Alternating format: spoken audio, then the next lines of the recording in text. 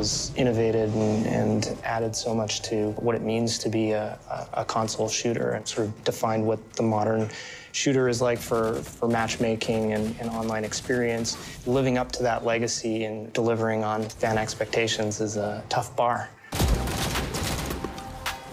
Yeah, Halo's a bit unique in terms of the breakdown of the audience. It's almost a 50-50 split between those players who spend the majority of their time in the campaign and those players who spend the majority of their time in the multiplayer experience. I think the biggest change, we've really embraced this idea of player choice, and it's a sandbox experience. We wanted to take that not just from kind of the moment-to-moment experience, but bring that up a level and allow players to customize their individual Spartans, tailor them to their unique play style. We've used user research testing throughout the process of development for Halo 4. A lot of that comes down to making sure that the new weapons and abilities that we're introducing, we wanted to strike a balance between delivering something that has that really epic sci-fi feel, but also making it kind of familiar enough that someone can look at that and say, yeah, okay, that's a precision long-range weapon. Okay, that's sort of similar to an SMG, so that when they encounter that weapon for the first time,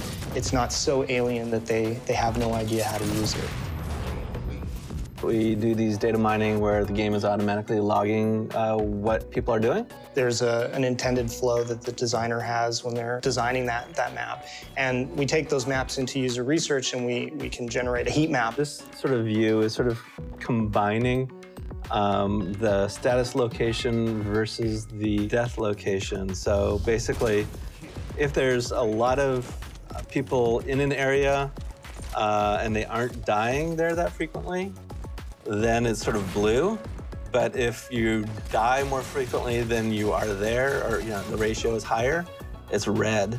Where are players tending to congregate? Where are most of the encounters and deaths happening? And do those match up with the intent of the designer? And that's resulted in many cases with the designer making pretty dramatic changes to the layout of the level. A lot of what we'll do is we'll play around with spawn points.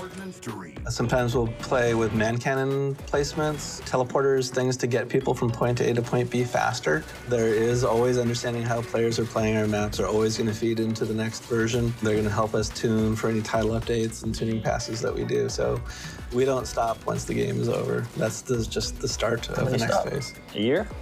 We stop when it just keeps going. Victory.